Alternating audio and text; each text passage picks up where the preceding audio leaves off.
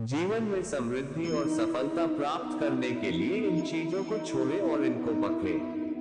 जीवन वही देता है जो आप उससे मांगते हैं, और जब आपको वह चीज मिल जाती है तब उसकी कोई कमी नहीं होती है।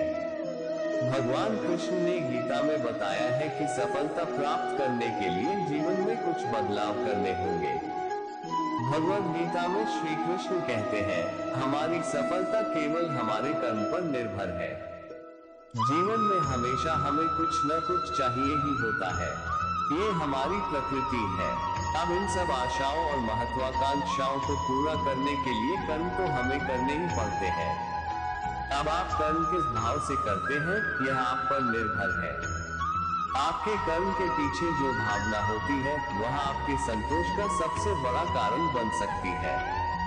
भगवान श्री कृष्ण हमें बताते हैं कि इस जीवन में कर्म से बचना असंभव है।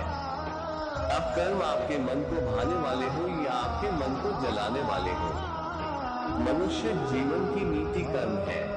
जीवन का आधार कर्म है। अगर आप मुंह में बंद कर कर्म करने से मना कर देंगे तो परिस्थितियां ऐसी हो जाएंगी कि वे आपसे वही कर्म करा कर रहेंगी।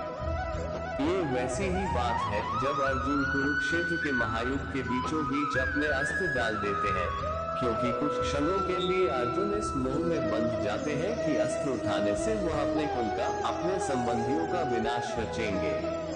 तब शायद अर्जुन को कर्म में न संतोष मिल रहा था और न आनंद। इस अवस्था में भगवान श्री कृष्ण बात को बताते हैं कि अगर हम कर्म से मुंह मोड़ लेंगे तो इसका अर्थ ये नहीं कि हम वह करने से बच जाएंगे। कर्म से आप केवल तब बच सकते हैं जब आप उसको करके उसे पूरा करें।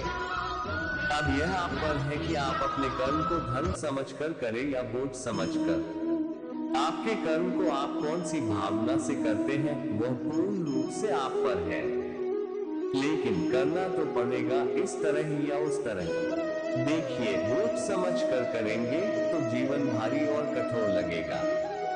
धर्म समझकर करेंगे, सेवा भाव से कर्म करेंगे तो ऐसा लगेगा कि आपके हाथों भला हो रहा है।